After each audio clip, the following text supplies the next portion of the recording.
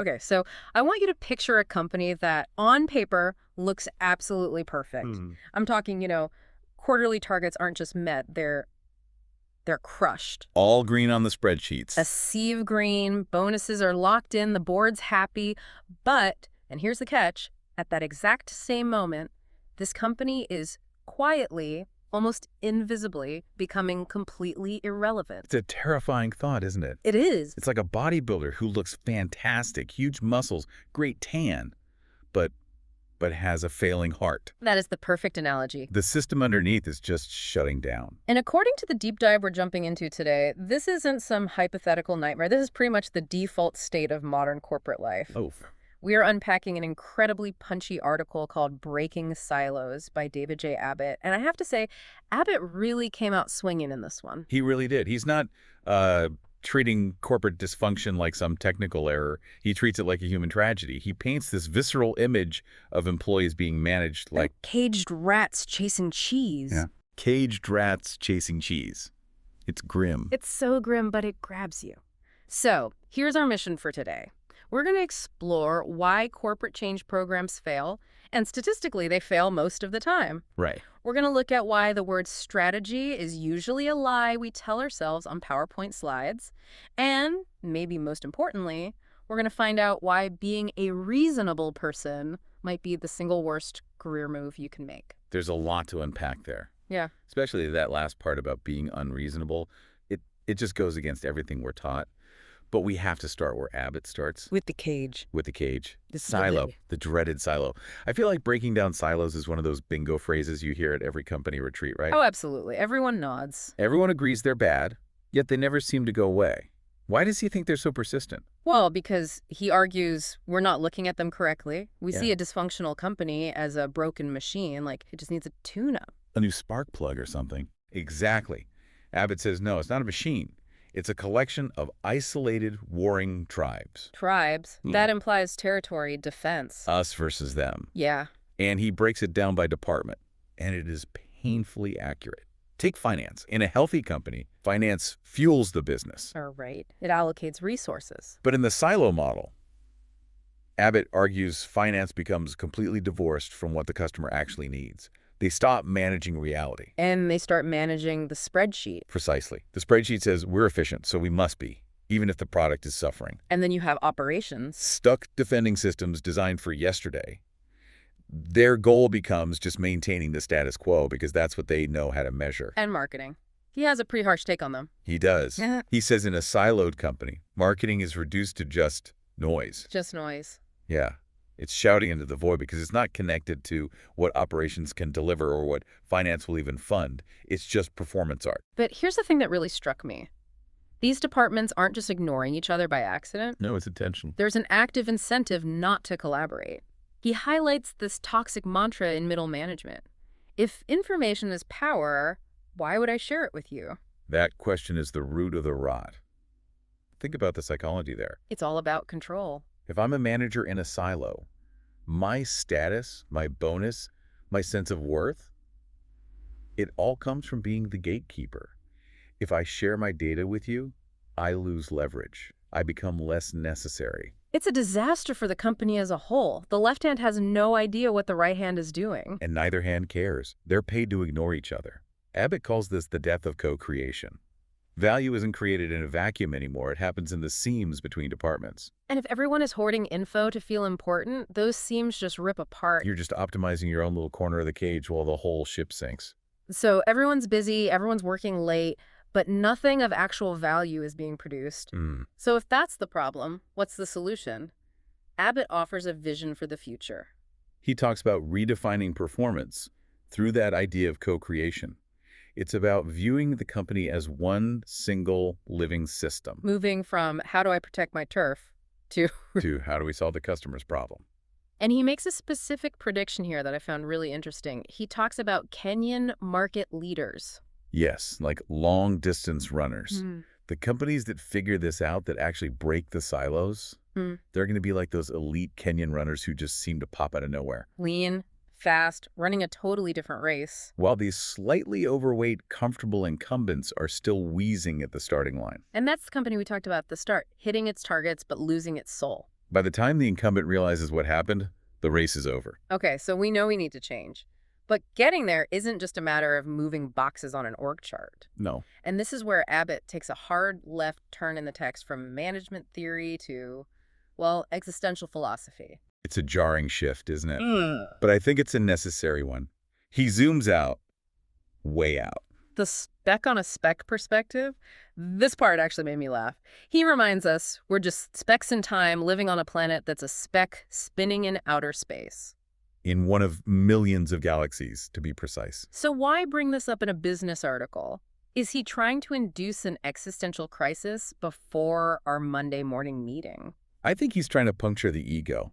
He says that despite being these tiny specks, managers walk around with this exaggerated sense of self-importance. But we've all met that manager. We act like masters of the universe. The one who thinks if they don't send that email at 11 p.m., the Earth will stop rotating. Right. It's about control. We make a strategic plan, we put it on a PowerPoint, and we assume the universe will just comply. And then we're shocked when it doesn't. When a competitor launches something new or a pandemic hits. We act betrayed.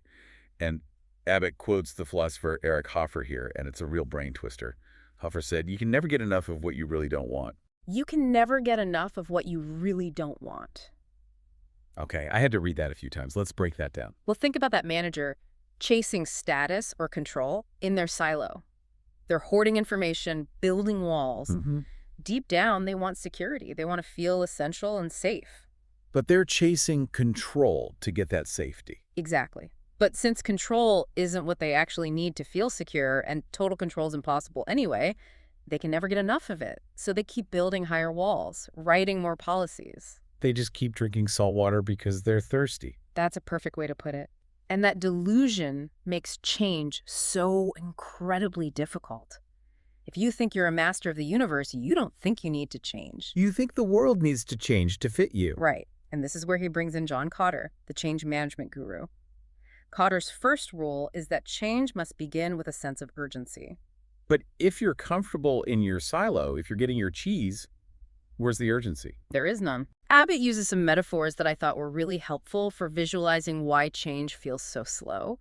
We expect it to be like a movie montage. Right, play some upbeat music and suddenly everything's different. And Abbott says, forget the montage. Real change is like a chick slowly hatching unseen in an egg. I love that image.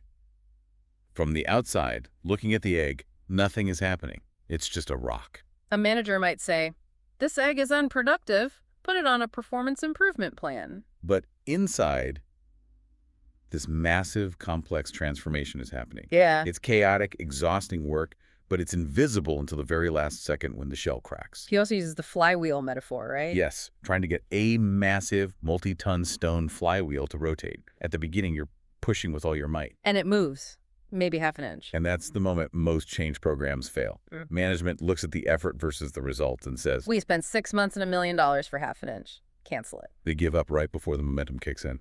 And it's also about the psychology, the comfort trap. Even when we know our current habits are bad, they're familiar. Our brains are designed to conserve energy. Yeah. So staring at that massive flywheel, it's just easier to go back to the silo and answer emails. So if the master of the universe approach fails, what's the alternative? Abbott brings in a concept from Toyota production lines, Kaizen, which is Japanese for improvement. Change for the better, or continuous gradual improvement. It's the antidote to the ego. Instead of some massive strategic transformation 2025 launch party. You just do things a little differently every day. Small things. It sounds less sexy, I know. We're going to improve by 0.1% today. Doesn't look great on a poster. No, it doesn't. But it works because it bypasses that fear response. Yeah. It's forgiving. It acknowledges you'll slide back, 2 steps forward, 1 step back. But those small improvements compound. That is how the flywheel actually starts moving. It's like weaponizing compound interest for your culture. That's a great way to put it. You're not trying to be perfect. You're just trying to be slightly less siloed than yesterday. Okay, so if Kaizen is the method, what's the goal? This takes us to the section on strategy. And frankly, Abbott seems to think most companies don't actually have one. He mocks those walk-on-water mission statements. You know the ones. Oh, absolutely. Our mission is to be the premier global provider of excellence, leveraging innovation to delight stakeholders. It sounds lovely. It's also meaningless. It gives you no guidance on how to make an actual decision. So he brings in Roger Martin's definition of strategy here, and I think this is the single most important technical takeaway for our listeners. I agree. This changed how I look at my own work. What's the definition? Martin argues that strategy is not what the bosses say. Strategy is what the people do. Hold on, let's just sit with that for a second. Strategy is what people do. Abbott writes, strategy is the result of choices that people in the organization have made and are making every day. So if the CEO stands up and says, our strategy is radical innovation, but a manager denies a budget request for a new experiment because it's too risky. Then the company's actual strategy is risk aversion. Yeah. The CEO's speech was just entertainment. The manager's decision was the strategy. That is terrifying for leadership. It means you lose control of the narrative if the culture doesn't match the speech. It connects right back to the silos. If you have that disconnect between the slogan and the daily actions, you don't have strategy. You have a delusion. So we've got silos, delusional managers, fake strategies. It's looking pretty grim, but then he pivots to what actually drives success. And this is where it gets a little controversial. The unpopular thesis, as he calls it. Yeah. We're so obsessed with collaboration and consensus now. But Abbott says successful companies are often traceable back to the energy of just one individual. Or maybe a tiny partnership. Yeah. It flies in the face of the democratic view of business. But he backs it up with the Pareto principle. The 80-20 rule. Most people know the basics. 80% of effects from 20% of causes. But he digs into the math. If you apply the 80-20 rule to the 20% itself, you get some stark numbers. What does that look like? So take 20% of the top 20%. That's 4%. He says if you look at your sales revenues, you'll often find that roughly 4% of your clients generate about 40 to 50% of your total income. Wait, 4% generating nearly half the revenue? That's massive leverage. It's huge. And his point is that smart managers need to stop trying to boil the ocean. Don't try to make 100% of your clients 10% happier. Find that 4% that really matters. And make them 1,000% happier. Find the few actions that drive the business and ignore the rest. It's about finding those leverage points. And identifying that leverage point, that takes a specific type of person, someone who isn't distracted by all the noise. And this brings us to the closing punch of the whole deep dive, the concept of the unreasonable person. This is from George Bernard Shaw. It's a classic quote, but in this context, it hits differently. Remind us of the line. Shaw wrote, "The reasonable person adapts himself to the world. The unreasonable one persists in trying to adapt the world to himself." Therefore, all progress depends on the unreasonable man. Think about what being reasonable means in a corporate job. It means fitting in. It means looking at a broken silo, shrugging and saying, well, that's just the policy. You're a good little caged rat. You don't rock the boat. The reasonable employee adapts to the dysfunction. But the unreasonable person looks at the silo and says, this is nonsense. I'm not accepting this. Yeah. They try to adapt the organization to their vision of what it should be. But let's be real, that's painful. Being that person in a meeting makes you unpopular. You're the friction. You are. And Abbott admits it. But he adds a modern twist, calling this the monotone age of AI. Right, because an AI is basically the ultimate reasonable person. Exactly. And AI predicts the next word based on the average of all past words. Here. It adapts perfectly to the data it has. It is the ultimate conformist. It will never wake up and decide the system is wrong. So if you're just being reasonable, you're doing work an algorithm could do better. Spot on. It takes a human to be unreasonable enough to break the pattern. To say, the data says X, but I believe Y, that refusal to adapt is our biggest competitive advantage. Wow. So the troublemaker, if they're driving toward value, is the only thing saving the company. As long as it's constructive unreasonableness, yes. Fair enough. So let's recap. We started with the caged rats chasing cheese in their silos. Then we realized big, flashy change doesn't work. We need the slow, unseen work of Kaizen, chipping away at the walls every day. We learned strategy isn't what you say, it's what you do. And that you should probably obsess over the 4% of things that actually matter.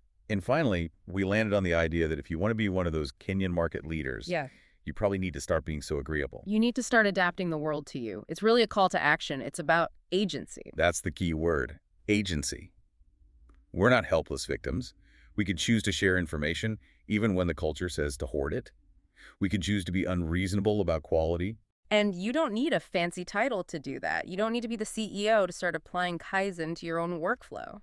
We started this deep dive talking about how depressing corporate life can be, but Abbott actually leaves us with a lot of hope. He does, but it's a tough kind of hope. It's not sit back and wait. It's roll up your sleeves and be the friction hope. Which, ironically, is the only kind that actually works. So as we wrap up, I want to leave our listener with a challenge. We all pride ourselves on being reasonable. But maybe that's the trap. Exactly. So look at your work week. Look at the friction points. Are you adapting to a broken system just to get through the day? Or is it time to start adapting the world to you? Something to chew on before your next staff meeting. Thanks for listening to this deep dive. Thanks, everyone. See you next time.